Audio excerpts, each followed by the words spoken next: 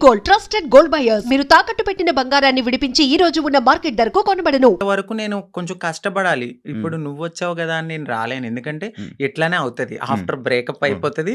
So నేను మళ్ళీ నా పాస్ట్‌కి వెళ్ళలేను కాబట్టి కొంచెం టైం ఇవ్వు అని చెప్పాను. ఆ అబ్బాయి అన్నీ ఓకే అన్నాడు. నేను కమ్యూనిటీ వర్క్స్ చేస్తానని చెప్పాను. ఇలా కమ్యూనిటీలో ఉంటాను కొన్నాళ్ళు. మనం సెటిల్ అయ్యే వరకు. దాని తర్వాత మా పెద్దవాళ్ళకి చెప్పి మనం హ్యాపీగా మన లైఫ్ లీడ్ చేద్దాం. నేను ఇల్లు కట్టుకోవాలి మా అమ్మగారు. దాని తర్వాత నేను మ్యారేజ్ చేసుకున్నాం. ఒక 1.5 ఇయర్ బానే ఉన్నాం. దాని తర్వాత ఇంకా రోజు ఇంకా తాగడము, ఎందుకిట్లా, అందుకట్లా చిన్న చిన్న ఇష్యూస్, గొడవలు అవి పెద్ద పెద్దయి అయిపోయాయి. అయితే ఈ బ్రేకప్ టైంలో ఎక్కువ వీడియోస్ పెట్టడం అంకిత కావాలని చేస్తుందా? ఎందుకు అంత ఎమోషనల్ అయిపోతుంది? ఎందుకు సోషల్ మీడియాలో అంత ఏడుస్తూ వీడియోలు పెట్టాల్సిన అవసరం ఏంటి అని క్వశ్చన్ చేశారా? మీ వరకు వచ్చిందా? వచ్చింది. ఏమా మీకు మీ సమాధానం? సో ఎందుకంటే అది నా మనసుకు తగిలింది. నేను సోషల్ మీడియాకి కూడా వచ్చేదాన్ని కాదు, చెప్పేదాన్ని కూడా కాదు. ఒకానొక సిచ్యువేషన్‌లో అది నాకు నెగటివిటీ వచ్చేసింది. అవును. తినే ఏదో చేసింది, తిన వల్లే బ్రేకప్ అయిందని నెగటివిటీ వచ్చింది. సో నేను నిజం చెప్పాలంటే నేను ఒక ఓపెన్ బుక్. ఆ విషయంలో అయితే తనకి నేను చాలా ఓపెన్‌గా అన్నీ చెప్పే చేసుకున్నాను. సో చెప్పి చేసుకున్న పర్సన్ తను ఎప్పుడైతే కొన్నాళ్ళ తర్వాత లగ్జరీ లైఫ్‌కి అలవాటు పడ్డాడు. అవును. ఆ తరువాత జాబ్ పోయింది. ఒక 11 మంత్స్ వరకు నేనే చూసుకున్నాను. బిఫోర్ కూడా నేనే రెంట్ కట్టేదాన్ని. కార్ ఈఎంఐలన్నీ నేనే. ప్రతిదీ నాదే. ఆయన జాబ్ చేసుకుని వాళ్ళ ఫ్యామిలీని చూసుకునేవాడు. సమ్ టైమ్స్ ఎప్పుడైనా రెస్టారెంట్స్ అట్లకి వెళ్ళినప్పుడు ఖర్చు పెట్టే అతను 11 మంత్స్ అనేది జాబ్ పోయింది. ఇంకా నాకు ప్రెషర్ ఎక్కువైపోయింది. ఇటువైపు ఇల్లు కట్టిన ఒక గోల్డ్ ఉంది. అక్కడ అదంతా విడిపించాలని చెప్పి నేను తనకి ముందే చెప్పాను. సో డ్రింక్ చేయడము, ఇదే విషయంలో గొడవ అవ్వడము. దీనికి ముందే నాకు తెలీదు. రీసెంట్‌గా తెలిసింది. నన్ను మ్యారేజ్ చేసుకున్న 3 మంత్స్‌కే వేరే అమ్మాయిలతో కూడా ఉన్నారని చెప్పారు. సో ఆ రికార్డ్స్ కూడా నా దగ్గర ఉన్నాయి. బట్ నేను ఎందుకంటే అంతా అయిపోయిన తర్వాత మనకు అనవసరం అనిపించింది. ఇవన్నిటిని ఒక పక్కన పెడితే నాకు ఒకానొక సిచ్యువేషన్‌లో తను రెడ్ హ్యాండెడ్‌గా అంటే మా కమ్యూనిటీ వాళ్ళు ఎవరైతే ఉన్నారో వాళ్ళలో నా కోడల్ని నేను ఇలా వస్తున్నాను అని చెప్పడము, నేను తన్ని చేజ్ చేయడము, పట్టుకున్నాను.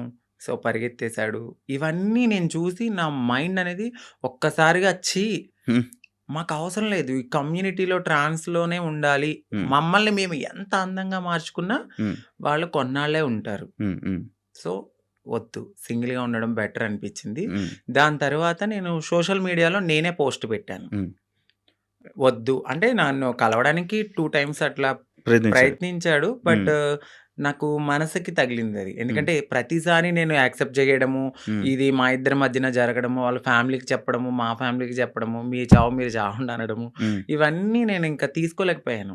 నేను మారింది నా కోసం, నా సెల్ఫ్ నేను ఆనందంగా ఉండడానికి. ఎందుకు దీంట్లోకి దూకానా? ఇంకొకటి, కమ్యూనిటీలో అందరికీ ఒక రోల్ మోడల్ అనుకున్నారు.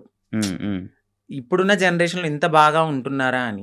సో నేను ఇప్పుడు గనక నేను బ్రేక్ చేస్తే సొసైటీలో వీళ్ళంటూ సెట్ కారు, వీళ్ళకి పెళ్ళిళ్ళు సెట్ కావు అని అంటారని నాకు ముందే తెలుసు. దానికోసం కూడా నేను చాలా బాధపడుతూ అట్లానే ఉన్నాను. ఇవన్నీ చూసిన తర్వాత నాకు నేనే ఇన్‌స్టాగ్రామ్‌లో విడిపోతున్నామని చెప్పాను. చెప్పిన తర్వాత ఆపోజిట్ పర్సన్ కూడా ఎందుకు ఏంటి అని క్వశ్చన్ చేయడానికి నన్ను ప్రయత్నించలేదు. నేను వీడియోస్ డిలీట్ చేసేసాను. తను కూడా అప్పటికే వేరే అమ్మాయితో లవ్‌లో ఉన్నాడు. ఓకే. అలా బ్రేకప్ అయింది. సేమ్. అంటే నేను ఎన్ని సార్లు వద్దన్నా కావాలనుకున్న మనిషి ఒక్కసారిగా నేను వద్దు అన్నప్పుడు ఎందుకు బ్రేకప్ చెప్తారు? ఒక 1.5 ఇయర్‌లో చాలా గొడవలు అవుతాయి. ఇది మాకు అప్పుడు మేము విడిపోవడానికి కూడా చాలా చిన్న రీజనే. దానికి ముందు చాలా పెద్ద రీజన్స్ ఉన్నా మేము కలిసే ఉన్నాం. అప్పుడు కలవాలి అని ఒక పర్సన్ మన ముందు బతిమాలిన మనిషి ఒక్కసారిగా ఎందుకు వదిలేసుకున్నాడు? బ్రేకప్ అంటే వదిలేసాడు. దానికి తనకి ఎక్కడో కనెక్ట్ అయ్యాడు. ఇక్కడ వదిలించుకోవాలనుకున్నారు. తను కూడా ఏం చేశారంటే అక్కడ అమ్మాయిని కనెక్ట్ అవ్వడానికి కమ్యూనిటీలో ఎవరితోనో రిలేషన్‌కి పరిగెత్తినట్టుగా నన్ను నమ్మించాడు. సో అక్కడ నా మనసు బ్రేక్ అయిపోయింది. తర్వాత తెలిసింది ఇలా జరిగాయి. కాదు, అప్పుడు మరి ఫేస్ మీద దెబ్బలు కొట్టడం అవన్నీ ఏవో ఉండే కదా, దెబ్బలు ఉండే ఫేస్ మీద, ఏవో దెబ్బలతో ఒక వీడియోస్ ఉండే. అవేంటవి ఆయన కొట్టినవా లేకపోతే ఏం జరిగింది? అది ఇక్కడ దెబ్బలు తగిలింది అంత ఫేస్. సంథింగ్ ఆయనైతే కొట్టలేదండి. ఓకే. సో, అది అబద్ధము. ఇక్కడ దెబ్బ తగిలింది అనడానికి నేనప్పుడు ప్రతిసారి మన ఐబ్రోస్ చేయించుకోవడానికి స్క్రబ్బింగ్‌కి వెళ్ళేదాన్ని. ఆ టైంలో నాకది రిఫ్లెక్ట్ అయిందంతే. అచ్చా! ఈ ఫేస్ ఇంత ఇలాగ ఆ! అయిపోవడం లావు అందులో ఏడ్చి ఈ ఫుడ్ ఫుల్ లేదు. ఫుడ్ లేదు. కానీ అది కొట్టేసారేమో, ఆ! దానికి ఇది ఇబ్బంది అనుకున్నారు. పెట్టేసారేమో, అవును. ఇదైపోయిందేమో అని అనుకునే లేదు ఇలాగ లేదు. ఇలా ఆయనేం కొట్టలేదు. మీకు అదే ఫస్ట్ లవ్వా? అంటే అదే ఫస్ట్ లవ్ అనుకోవచ్చు. అదే ఫస్ట్ లవ్. అంటే బిఫోర్ ఒక లవ్ ఉండేది. హ్మ్. అది అక్కడ దాకా రాలేదు. అంటే ఇంకా ఇది లవ్ కామన్ అనిపించింది ఇంకా. కానీ పెళ్లి వరకు రావడం అనేది ఇదే. ఇదే ఫస్ట్ పెళ్లి వరకు. ఇప్పుడు ఇద్దరు అభిప్రాయాలు కలుస్తాయి. కలిసిన తర్వాత మాట్లాడుకుంటాం. మాట్లాడుకున్న తర్వాత కొన్ని రోజులు ట్రావెల్ అయ్యాక ఓకే. నీవు నాకు సెట్ అవ్వలేదు వదిలేసుకుందాం అనుకునేది ఒకలా ఉంటది. ఇటు పబ్లిక్ వచ్చేసి హ్మ్. మనము కామన్ అయిపోతాం వాళ్ళకి. అవును. రోజు ఆ! కనపడతాం. ఆ! ఒక్కసారిగా పర్సన్ పక్కన లేకపోయేసరికి ఎందుకు అని వాళ్ళు క్వెషన్ చేయడం అనేది రైటే ఉంటది. హ్మ్. సో, ఇక్కడ దాకా ఆ పర్సన్ అయితే ఉన్నారంతే. కాదు అదే ఇందాక నేను ఒక పాయింట్ అడిగాను. ఏదైతే అబ్బాయిల దగ్గర నుంచి మనకి పూర్తి ప్రేమ దొరకదని తెలుసు మీకు. తెలుసండి. డబ్బుల గురించి వస్తారని తెలుసు. అవును. కానీ ఎందుకు నమ్మి దగ్గరికి తీసుకొని మోసపోయి మళ్ళీ ఏడవడం? గొర్రె కషాయవాడిని ఎందుకు నమ్ముతుందంటే నేనేం క్వెషన్ చేయగలను. గడ్డి పెడతారు, తీసుకెళ్తారు, ఫుడ్ పెడతారు. తర్వాత వాళ్ళనే చంపేస్తారు. ఏది గొర్రెని. ఆ! అలా అని చెప్పి ఆ గొర్రె ఎళ్ళకుండా ఉంటదా? అయ్యో! ఫుడ్ ఎందుకు పెడుతున్నాడో, ప్రేమగా పెడుతున్నాడేమో తినడానికి వెళ్ళాము. దానికి తెలీదు. తర్వాత నేనే మీరు బలైపోతానండి. తినడానికి మమ్మల్ని తినడానికి. తినడానికి వచ్చారు. సో, మా లైఫ్‌లో గూడా అట్లనే జరుగుతది. హ్మ్. తెలుసు. హ్మ్. ఎందుకంటే తల్లిదండ్రుల ప్రేమ ఉండదు. హ్మ్. ఫ్రెండ్స్‌తో ఎవరితోన్నా మాట్లాడినా గూడా, "ఏయ్! తనెందుకు మారిపోయాడు గదా! అట్లా ఇట్లా నువ్వెందుకు మాట్లాడుతున్నావు? హ్మ్. నీకేమన్నా రేపొద్దున్న బ్యాడ్ రివ్యూ వస్తదేమో" అని చెప్పి ఫ్రెండ్స్ ఎక్కువ మాట్లాడరు. సొసైటీ యాక్సెప్ట్ చేయదు. ఈ టైంలో ఎవరో ఒకళ్ళు మమ్మల్ని దగ్గరికి వస్తారనమాట. ఓకే. మాకు ఈ ప్రేమ దొరుకుతుంది. ఇది జెన్యూన్ ప్రేమేమో అని నమ్ముతాం. నమ్మి దగ్గర తీసుకుంటాం. తనకయ్యిందని చెప్పి నాకవ్వాలని లేదు కదా అని హ్మ్. గొర్రెలుగా నమ్మేసి ముందుకెళ్ళిపోయి తర్వాత బలైపోతాం. ఇప్పుడు అమ్మలతో లేదా? అంటే హైదరాబాద్‌లో నేనే ఉంటున్నాను. హ్మ్. ఇంటి దగ్గర ఇల్లు కట్టాను. సో, కట్టేసారు. అక్కడ మమ్మీ ఆళ్ళు, ఫ్యామిలీ అంతా అక్కడే ఉంటారు. ఇప్పుడెలా డబ్బులు?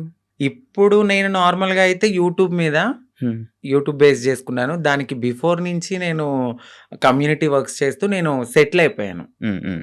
ఫైనాన్షియల్‌గా అయితే ఇప్పుడు నేను చాలా సెటిల్ అయ్యి ఉన్నాను. హ్మ్. యూట్యూబ్ చేస్తున్న ఇన్‌కము హ్మ్. అట్లానే కొంచెం ఎంతొస్తది యూట్యూబ్ నుంచి? ఇప్పుడైతే 1.2 అట్లా యూట్యూబ్ వస్తుంది. నుంచి. బిఫోర్ ఇంకా ఎక్కువొచ్చేది. ప్రమోషన్స్ అవన్నీ? ప్రమోషన్స్ చెయ్యట్లేదండి నేను. చేయలేదు ఇప్పుడు. నార్మల్ ప్రమోషన్స్ అమ్మాయిలకి సంబంధించిన బిఫోర్ చేశాను. అసలు చెయ్యట్లేదు నేను. ప్రమోషన్స్. నేను నో పెయిడ్ ప్రమోషన్స్ అని గూడా పెట్టాను. అవును. చూసాను నేను. ఆ! ఒక ప్రమోషన్సే చేయరు. ఆ! ఓన్లీ యూట్యూబ్ నుంచి 1.5 లాక్, 1.2 లాక్. 1.2 హ్మ్. ఒక 2 మంత్స్ నుంచి అయితే మాత్రం నేను సరిగ్గా ఈ వీడియోస్ చేయట్లేదు. హ్మ్. 12,000, 13,000 అట్లనే వస్తున్నాయి. అంటే ఒక 3 మంత్స్ నుంచి. ఓకే. దాని బిఫోర్ నేను చేసేదాన్ని. అవును. 1.2 హ్మ్. మాక్స్ అది 1.5 మధ్యలో. ఇప్పుడు రెవెన్యూ ఇంకేం లేదు. ఈవెంట్స్‌కి ఏమైనా వెళ్తారా? ఈవెంట్స్ ఏం లేదు. ఇప్పుడు నేను షాప్ ఓపెనింగ్స్ అట్లా ఏదైనా జరిగినప్పుడు కొంచెం నాకు తెలిసిన వాళ్ళు వీఐపీస్ గానీ, వాళ్ళకి గానీ హ్మ్. దిష్టి తీయడము, లేదంటే వాళ్ళ ఇంట్లో ఎవరైనా పుట్టారు అంటే హ్మ్. బ్లెస్సింగ్స్ గానీ నన్నే పిలుస్తారు. హ్మ్. హ్మ్. అక్కడికెళ్ళినప్పుడు బానే ఇస్తారు. 51 ఓకే. 51, అంతే. 31 ఓకే. అంతే. మొత్తం మంత్లీ? ఓవరాల్‌గా ఇప్పుడైతే నా ఇన్‌కమ్ 1.2 అంతే. అంతే. ఇప్పుడు మొత్తం అన్నీ కలిపినా గూడా. అంతే. అంతే. అంతకు మించి చెప్పట్లేదా? లేదు సార్ అంతే. అంతే. ఓకే. అంటే ఆ టైంలో నేను హ్మ్. సేవింగ్స్ ఎక్కువ చేసేసాను. హ్మ్. బాగా. ఓకే. ఒకప్పుడు అంకిత నాయుడు వీడియోస్ చూస్తున్నప్పుడు అంటే లైక్ బిఫోర్ బ్రేకప్ గాని, బిఫోర్ ఇది గాని ఫేస్ ఒకలా ఉండేది. ఇప్పుడు చాలా చేంజెస్ అయిపోయాయి. అవునండి. ఎందుకు అన్ని చేయించేసుకుంటున్నారు? అంటే ఎందుకు చేయించుకున్నానంటే నేను ఒక పుట్టడం అనేది అమ్మాయి తత్వంతో ఉన్న ఒక అబ్బాయిగా పుట్టాను. హ్మ్.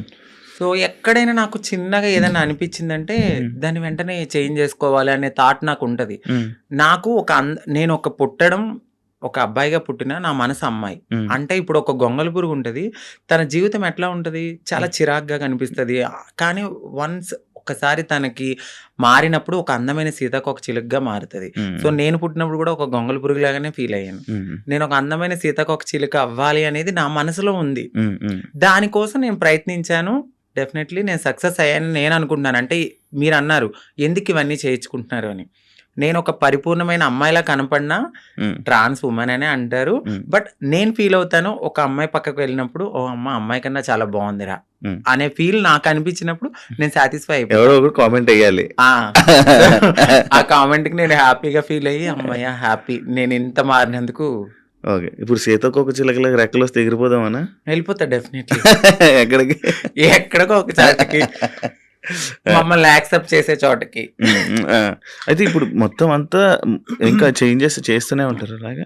అంటే జా చేయించుకున్నానండి, లిప్స్, నోస్ చేయించుకున్నాను, ఫోర్ హెడ్ చేయించుకున్నా, నడుం చేయించుకున్నా, ఇంకా ఫుల్లీ ఫీమేల్ లాగానే అన్ని చేయించేసుకున్నాను. మొత్తం అన్ని చేయించేసుకున్నారు కదా. ఇష్యూస్ రావా ఏమి? అంటే ఏం లేదు. ఇప్పుడున్న టెక్నాలజీ ప్రకారం అయితే ఎటువంటి ఇష్యూస్ అయితే లేవు. అది శృతి మించితే ఇప్పుడు నేను చేయించుకున్న దానికి ఓకే. ఇంకా ఎక్కువ మనము ఎనర్జీ ఎక్కువ తీసుకుని మన బాడీని వీక్ చేసేసుకుని ఫుడ్ అనేది ఎక్కువ బాగా తినకుండా ఇలా ఉంటే చాలా ప్రాబ్లమ్స్ అయితే ఉంటాయి. నార్మల్గా ఎక్కువ ప్రాబ్లమ్స్ ఎక్కువ వస్తుంటే ఏదో ఒక ఇష్యూ అంటే ఒక మంచి డాక్టర్ దగ్గరికి వెళ్ళాలండి. అంటే డబ్బులు పోయినా కూడా ఒక మంచి డాక్టర్ని సజెస్ట్ చేసుకుంటూ ముందుకెళ్తే ఏం ప్రాబ్లమ్స్ రావు. బట్ అది కూడా ఎక్కువ బేర్ చేయరు ఎవరు. చాలా పెయిన్ఫుల్, అది చాలా నరకం. తాగడానికి ఉండదు, తినడానికి ఉండదు, గాలి పీల్చడానికి ఉండదు. ఇక చెప్పలేము ఆ బాధలన్నీ. ప్రియాంక నీ ఫ్రెండేనా? అవునండి. మాట్లాడతారా? మీ ఇద్దరు అనుకునే చేయించుకుంటుంటారా ఏదైనా? లేదండి. ఎందుకండి? తను చేయిస్తుంది, దాని తర్వాత మరి మీరు చేయించుకుంటారా? Same treatments. చెప్పాను కదా, అందంగా ఉండడము అనేది మాకు ఉంటది ఆ మనసులో. ఎక్కడ మేము ఒక అమ్మాయిలాగా ఉండాలి, ఎంత మారినా ఉంటది జనాల్లో మీరు అలాగా మీరు ఇలాగా అని. బట్ అనేవాళ్ళు అంటూనే ఉంటారు, మనం మనలాగానే ఉండాలని నేను అనుకుంటాను. మీ పక్కన ఒక చిన్న చిన్న అబ్బాయిలు వీళ్ళు ఉంటారు, అంటే కొడుకులు, మా కొడుకు మా ఇది అనుకొని చెప్తా ఉంటారు. ఒకప్పుడు ప్రియాంక బిగ్ బాస్ కి వెళ్ళే టైంలో కూడా ఒక కొడుకు అనే ఒకరు తిరిగేవాడు, ఒక ఉండేవాడు. ఇప్పుడు మీరు కూడా, మీకు కూడా ఇందాక అడిగితే ఆ కొడుకు అన్నారు. ఎందుకు కొడుకులు ఉంటారు మీకు? అంటే వాళ్ళు కొడుకు అనడానికి వాళ్ళు కొడుకు కమ్ కోడలు.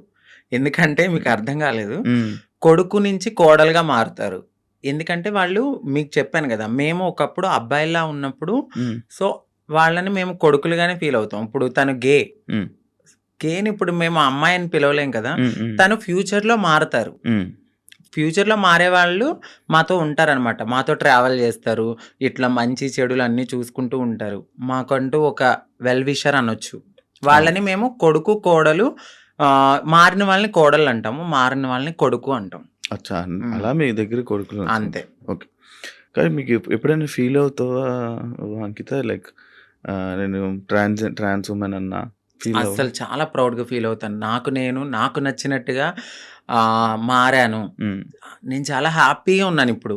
అంతకు ముందే నేను చాలా బాధపడేదాన్ని. ఎందుకంటే ఖచ్చితంగా ఏదో ఒక పాయింట్ లో మీరు ఇది అని క్వశ్చన్ చేస్తారు. బట్ ఇక్కడ నేను ఎంత క్వశ్చన్ చేసినా లైట్, నా లైఫ్ నేను హ్యాపీగా ఉన్నాను. ఉన్న చిన్న జీవితం అండి, ఈ జీవితం పోతే మళ్ళీ ఎలా పుడతానో తెలియదు, కుక్కనవుతానో నక్కనవుతానో తెలియదు. ఈ లైఫ్ లో అయితే మాత్రం ఇది నేను అనుకుంటాను, ఇది నాకైతే చాలా అద్భుతమైన లైఫ్. అంత ఫైన్. రీసెంట్ టైమ్స్ లో బిగ్ బాస్ జర్నీలోకి మనం వెళ్దాం. ఓకే, బిగ్ బాస్ వెళ్దాం ముందు నుంచి ఇష్టమా, కోరిక? అంటే అది చాలా మంచి ప్లాట్ఫామ్. అంటే తెలుగు రాష్ట్రాలే కాదు, ఒక పాన్ ఇండియా లెవెల్లో చాలా మంచి ప్లాట్ఫామ్ అది. డెఫినెట్లీ అలాంటి ఒక ప్లాట్ఫామ్ కి నేను సెలెక్ట్ అయ్యాను అని తెలుసుకున్నాను, హ్యాపీగా ఫీల్ అయ్యాను. ఎందుకంటే నాకు ఇంట్రెస్ట్ ఉంది, ఫస్ట్ నుంచి ఇంట్రెస్ట్ ఉంది, బిగ్ బాస్కి వెళ్ళాలి, నన్ను నేను ప్రూవ్ చేసుకునే ఒక ఐడెంటిటీ. అది ఎక్కడికైనా వెళ్ళినప్పుడు నాకంటూ ఒక ఐడెంటిటీ ఉండాలి. పాస్ట్ అందరికీ ఉంటదండి. ఈ పాస్ట్ లో అన్ని చేసి వచ్చాను నేను. బెగ్ చేసుకున్నాను, సెక్స్ వర్క్ చేశాను, షాప్ ఓపెనింగ్స్కి వెళ్ళాను, ప్రతిదీ చేసుకుని అన్ని లెవెల్స్ దాటుకుని ఒక మంచి ఆపర్చునిటీ వచ్చింది.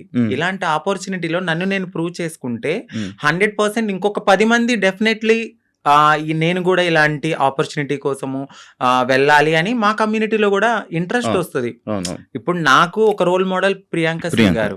ఫస్ట్ 100% నేను ఫస్ట్ చెప్తున్నా. తనే కదండి. అంటే అవును. దానికి ముందు దానికి ముందు ఇంకొకరు వెళ్ళారు. తమన్నా. బట్ ప్రియాంక సింగ్ గారు ఏంటంటే ఒక ఫిమేల్ లాగా, అంటే చాలా మందికి ఒక డ్రీమ్ గర్ల్ అయిపోయారు.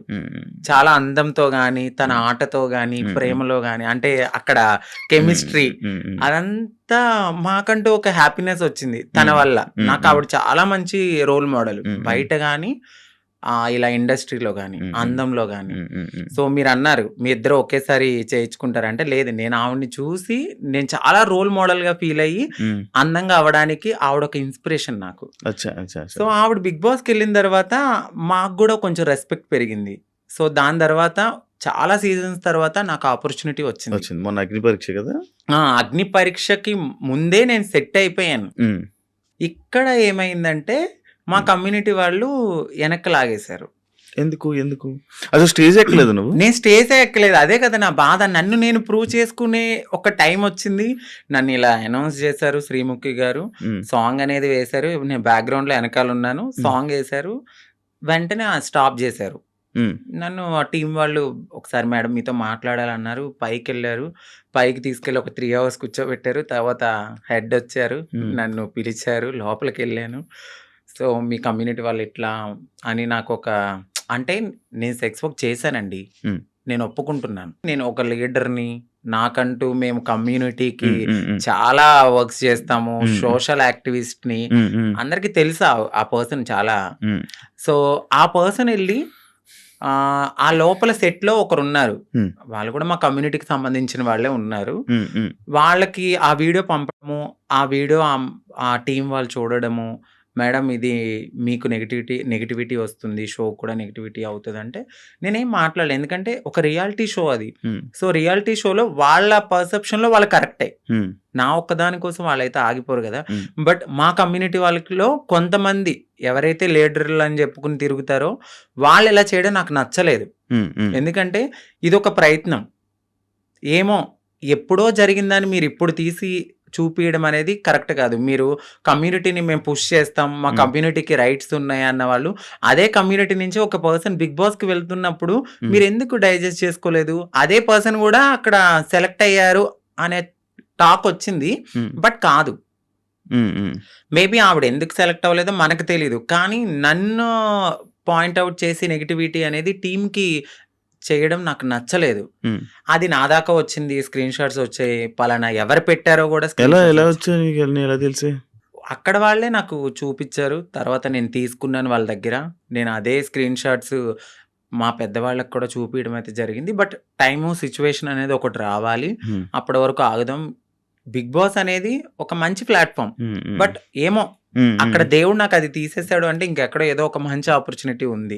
సో దీనికోసమని నేను చిల్లరగా ఎక్కువ వాళ్ళతో గొడవలు పెట్టుకుని అంత కాదు. కానీ ఏదైతే నన్ను అడిగారు క్వశ్చన్స్, ఇన్ఫ్లుయెన్సర్ గా నేను, నా ఫాలోవర్స్ అడుగుతారు కదా, మీరు అగ్ని పరీక్ష దాకా వెళ్ళారండి, ఏది కనపడలేదు అని.